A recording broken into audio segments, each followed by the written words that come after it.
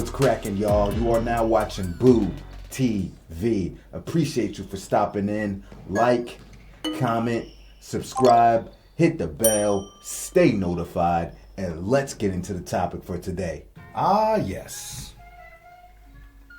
Kobe Bryant, LeBron's garbage man or trash collector. Finishing the job LeBron James should have taken care of. Kobe Bean Bryant pulling up to 403 Cavalier Boulevard with a disappointed look on his face, picking up the garbage of Orlando and Boston and tossing it in his mobile trash compactor. Well, why was Kobe Bryant so disappointed, you ask? Because Kobe was expecting those final trash bags, no pun intended, to be from Cleveland. But he didn't get the matchup he wanted. He didn't get the matchup we wanted. And when I say we, I mean the whole entire world. Kobe versus LeBron, NBA Finals, 2009 and 2010. Not just the finals we all wanted, but the one we all expected. Till this day, I'm taken aback that this did not happen. Kobe Bryant did his job. He made it to the finals. The Lakers were favorited in their conference. He was there waiting. Similarly, despite revisionist history by the La Media and the Bron Goblins, LeBron and the Cavs were favorited to represent the Eastern Conference in those same years. They had the best team in the East. He did not have a bunch of bums. They had a very, very, very solid squad. And they had either the first or second best player in the world, depending on who you asked at the time. They got the guy that y'all keep telling me can take a box of crayons and use condoms to the NBA Finals every year. So what the hell happened? See, the false narrative is that the Boston Celtics were too much to overcome. Wrong. Either way, the Boston Celtics were not in LeBron's way in 2009. It was Dwight Howard and the Orlando Magic. See, the Magic disposed of the Boston Celtics, who did not have Kevin Garnett at the time. Injury. Nobody outside of Orlando thought the Magic were going to win that series against the Cavaliers, and the Cavs got mollywopped. LeBron balled out for the most part. He did. He played well. But they had no answer for Dwight Howard. But LeBron guards all 5 positions. You keep telling me this. LeBron guards centers is what you guys keep telling me, despite the context always put behind it. Dwight Howard punished the Cavaliers. And for all of LeBron James's dominance and the notion and narrative that this guy can make magic happen, he had no spells to cast. He had no magic for the real magic in that series. The only magic he had is for one of their victories that came at the hands of a LeBron James 3-point buzzer beater to win the game. The ball. Lewis gets it to LeBron for 3 for the win. Yes! LeBron James at the buzzer as the Cavaliers have pulled it out to tie the series, and what a miraculous shot by James! Like I said, LeBron got his numbers, but LeBron James typically always gets his numbers. But it's not always indicative of a positive impact on the game. See, that's what happens when you are LeBron in the system and all things go through you. I've heard Kobe Bryant speak on this publicly, stating that the Lakers were even preparing for the Cleveland Cavaliers prior to the series ending because it seemed like the most logical end game. So when the Magic popped up, they was like, yo, what the hell? They was looking like.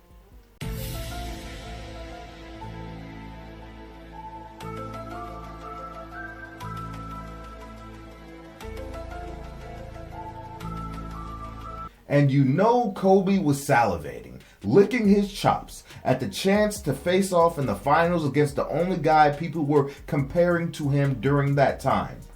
No problem. Kobe said, all right, well, we may be disappointed we didn't get the matchup we wanted. I'm not going to get to stare LeBron James down the other side of the court, but don't let this kill our energy, our sense of urgency and drive. We still have a formidable opponent in our way, so 4 more victories and let's take this trophy home. Job's not finished.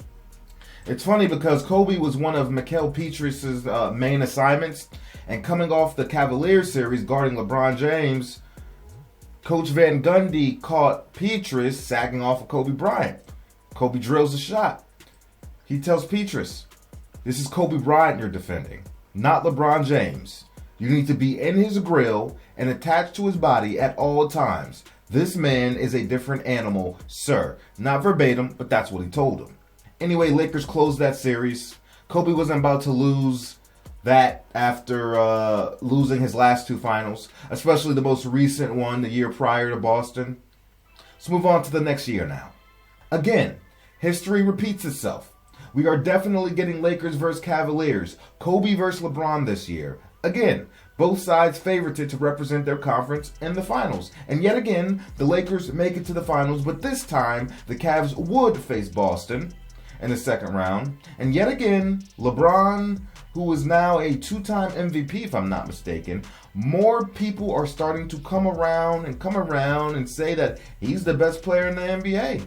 Better than Kobe. Words also from Magic Johnson and Jerry West. The Cavs are the favorites, but falter to the Boston Celtics. An aging squad of stars past their primes, but still a solid unit. Excuses start to mount for LeBron and the Cavs' performance, as usual. Some people say LeBron quit in Game 6. Some people say there was personal situations in the Cavaliers locker room. I'm not getting into that because the La Mafia might shadow ban my YouTube channel if I talk about it, so I'll stay away from that one. LeBron looked and appeared to be disengaged during the series despite his numbers. And see, that's why I keep telling y'all, talking to y'all about the numbers game. You might look at the box score and say LeBron showed up. No, his numbers are not always indicative of wins or really even losses as well. You have to watch him play to see the impact to get the full story. You really do. I'm not going to say the man quit like Dan Gilbert and most of Cleveland accused him of doing. But I will say the level of engagement we are used to seeing from LeBron as far as impacting the game was not present. I remember watching it, and I was just like, what the hell is going on right now? What is LeBron James doing? For whatever reason, it was the same kind of aura we had seen from him in the Dallas series in 2011. Or should I say that we would come to see from him in 2011. Let me remind you folks that wasn't even the Eastern Conference Finals. This was the second round. The Celtics would dispose of the Orlando Magic in the Eastern Conference Finals, where now Kobe and the Lakers would take out LeBron's trash yet again in the NBA Finals in a classic series of 7 games. And yes, I know Kobe struggled his ass off scoring the basketball in Game 7, but to be fair, 95% of all the players in that game did not shoot that well. That was a low-scoring defensive game, grinded, muck-it-up challenge, and Kobe still impacted the game in other ways, had huge defensive plays, huge defensive impact, shutting down Ray Allen, and a huge rebounding effort in that particular game. You could look at LeBron's last performance against the Celtics and then Kobe's last performance against the Celtics. And based on the box score, you would tell me that LeBron James had a better game, but the eye test would tell you differently. Despite all that, if you agree or disagree, Kobe took out LeBron's trash. Now, while Kobe was still chomping at the bits for a face-off against LeBron on the biggest stage, having a shot of revenge against the Celtics was probably more valuable to him, especially given the rivalry in Los Angeles and Boston. Kobe was making it to the finals in that extremely difficult Western Conference where most of the teams in the playoffs had legitimate championship aspirations and probability. But you can't say the same about that cakewalk Eastern Conference LeBron is forging his way through. Now, before y'all Bron Goblins get on here and start your age-old point of dropping the record of Kobe versus LeBron, 16-6 advantage LeBron, let's also talk about LeBron's losing 19-12 record against Kawhi Leonard and keep that same energy. While we're at it, LeBron James ruined the dream final series we all wanted. All those MVP commercials, remember, most valuable puppets commercials by Nike, hyping the anticipated finals matchup for 2 years was all for naught. All for naught. Excellent marketing. That puppet campaign was probably the most genius marketing campaign for an NBA player or NBA content I've ever seen. Basketball, whatever. I love those commercials. They're quite funny.